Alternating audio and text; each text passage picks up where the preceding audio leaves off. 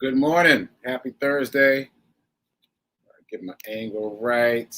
There we go.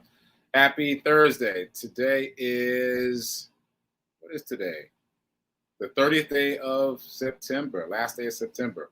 This is the 4th episode of season 2 and the 84th episode that I've done as part of the Be Your Own Hero show. So season 2 is all about financial literacy and a little bit of a spiritual element to financial literacy. Anyway, the name of the show is the Be Your Own Hero show. I'm your host. I'm sekouwrites. I'm a professional creative and the creator of Hero Gear. And Hero Gear is all about providing the unhoused with brand new clothing that is also a wearable affirmation that say words like hero and joy and doing. So check out the website, sekouwrites.com. I'll put that at the bottom of the screen. And feel free to join in that circle of giving. Shout out to New Thought Media Network. I'm going to put them at the bottom of the screen first for giving me the space and opportunity to keep talking about my journey of becoming my own hero. So there's the website, ntmedia.org. You can donate to the channel, and you can also see what the other shows are. Speaking of which, right after this show at 10:15 is prayer time, and then at 10:30 is Sip with Rev Melissa. I've got an announcement. Let me make that announcement now. So there were technical difficulties with Sit with Rev Melissa yesterday. It did not air on Facebook. It only aired on YouTube. So we're going to air yesterday's episode again today on Facebook. Just to FYI, get that out the way. All right. So here is my website, sekouwrites.com. And from here, you can get to all the things that I do. And I do a few different things. Okay. So, quick Hero Gear, Hero World update. Today is day 122 of me jogging every single day, at least a mile a day for 122 days in a row. I started on June 1st, and now it's 122 days later.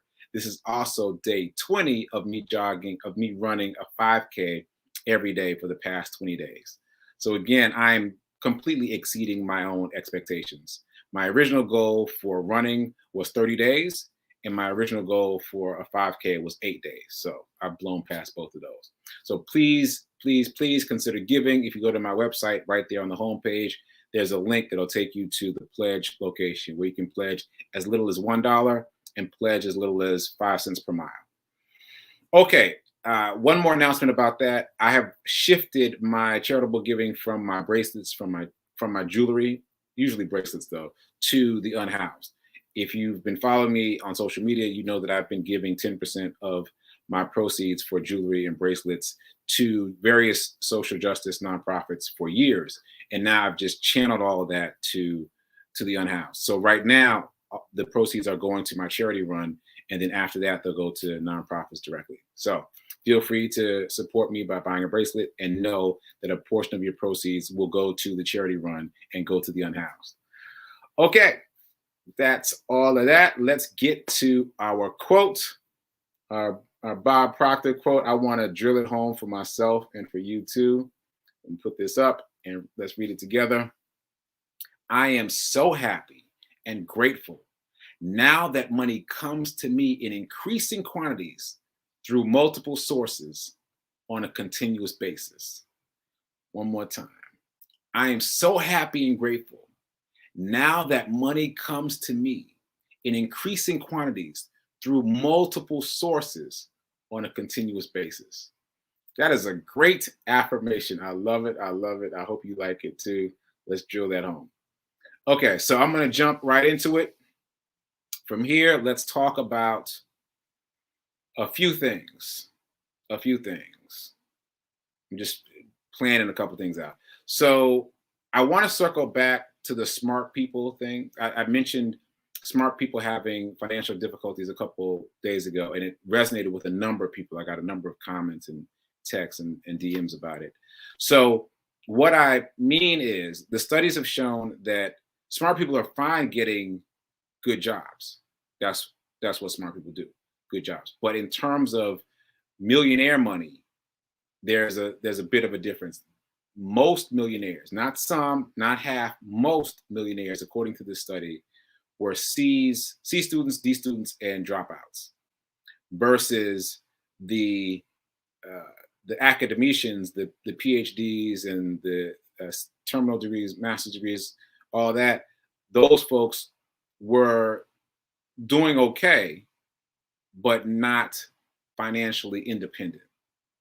So in terms of shifting from doing well to being financially independent, that's where these statistics come into place. I guess shouldn't call them statistics, but that's where these proclivities come into place. So again, just really quickly, I'll just point out one. So for example, smart people like to know all the rules before they get started. And the thing about becoming a millionaire and becoming financially independent is to just jump in and start experimenting, start failing, fail often, fail fast, and then learn and grow. So I'm going to move on because I don't want to run out of time today, and there's a lot of money stuff to talk about. So here we go. There was a comment from Nan. Shout out to you, Nan, for mentioning Charles Schwab. Yes, they also offer fractional shares. And Charles Schwab just acquired Ameritrade. So at some point, they're all going to come together. So if you have an account at Ameritrade and an account at Charles Schwab, I expect, I don't know, but I expect at some point they're all going to merge. And so you could start buying fractional shares now on Charles Schwab, and they'll merge at some point, I think. But even if they don't, you can start buying fractional shares over there on Charles Schwab, also Fidelity. Okay, so I think I lied about being able to open an account on the phone with Ameritrade. I tried it yesterday after I said it, and the representative I got said, no, you can't open it over the phone. But sometimes with big companies, it depends upon who you get. But anyway, she said you can't open it over the phone. So I opened another account online yesterday. So right now, for those of you keeping track, I now have 5 brokerage accounts. I've got Robinhood, Cash App, Ameritrade, and Ameritrade. So that's where we are. So I've been talking about my Robinhood account today, and let me just make that clear. I have not closed my Robinhood account. I may have made it seem like I closed the account. No, I closed all my positions within Robinhood, but I did not close the account. So when I closed all my positions within Robinhood, the money, the proceeds from the sale of all those shares of stock stayed within Robinhood. And then I reallocated all that money to buying a share of the S&P 500, still within Robinhood. So now I had like maybe 7 positions in Robinhood, and now I have 1. I just sold everything and bought 1, the S&P 500. So let me just finish talking about why the S&P 500 is so amazing and interesting. So first of all, S&P stands for Standard & Poor's. It's a bank, it's a company. And one of the most interesting things to know is it is not the only index fund that tracks this line. There are other banks that have also created index funds that track the same information. So in other words, I've got the S&P 500, but now I have my eyes on the Vanguard 500, which is another index fund that tracks the same information. But let me finish talking about the S&P 500. So how many stocks, how many companies are in the S&P 500? It's right there in the name, 500. 500. So for those of you who have been asking me about diversification, there you go. Instant diversification. 500 companies with 1 share, right? And here's the thing. It's not just any companies. They are the biggest companies, what they call large cap companies, so large capital, huge companies. So here are a few of the companies that are in the S&P 500. You got Apple, you got Microsoft, you got Amazon, Facebook, Google, JP Morgan Chase, Tesla, huge companies, and Berkshire Hathaway. Now, of that list, you probably knew all those names except Berkshire Hathaway, but that's the one that I'm most excited about. Berkshire Hathaway is Warren Buffett. Warren Buffett created a company that is publicly traded. So we don't have to learn what Warren Buffett did and then replicate it. We can just buy into what Warren Buffett is doing. What? I'm so excited about that. So Berkshire Hathaway is part of the S&P 500. So you're automatically buying into Warren Buffett's wisdom and expertise. I love it. I'm here for it. So that's another one of the reasons why the S&P 500 is so great. Just a reminder, over the past year, it's done 33% up. Over the past 5 years, 109% up. Over the life of the fund, 900% up. Big numbers. Okay, so right now, my share is $7 down, but I'm not worried about it because of those numbers I just read, those percentages I just read. And also, I've already earned about $1.50 in interest. The thing is, I have drip on in Robinhood. So that $1.50, whenever it comes out, is going to go right back in to the S&P 500, tax-free. Tax-free because it's never going to touch my hands. It's just going to keep circulating right back in and right back in and right back in. And I'm not getting the money, so it's tax-free. So again, I love it. I'm here for it. And it's so fascinating to learn all these tricks.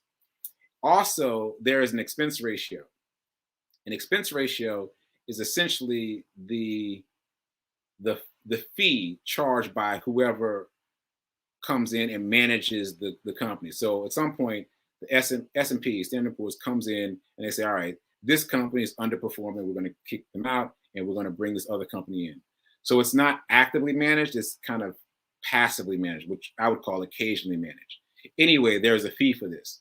And the fee is 0.09%, which seems really low. That said, the Vanguard version of the Index 500 is called VOO. The ticker symbol is called VOO, and their expense ratio is 0.03%. So it's lower. So that's good learning. So that is my next index that I want to get, the Vanguard VOO. It's a little bit less expensive than SPY, which is S&P 500, but only by $50. Like not a big difference, but slightly less expensive and a slightly better expense ratio. So for Robinhood, I'm considering that my garden portfolio. And right now, my plan is to only put index funds in there. So I've already got one share of the S&P 500. My next thing is to buy the VOO. And because this is Robinhood, you can buy fractional shares. So in other words, I'm going to put a little something. I'm going to put a little something on VOO, which is the Vanguard version of the Index 500. Put a little something on it. Just a little bit. All right. So yeah, so that's where we are. And I think that's it. I'm going to keep talking about the garden portfolio tomorrow. And then next week, I'll move into my next portfolio that I'm creating.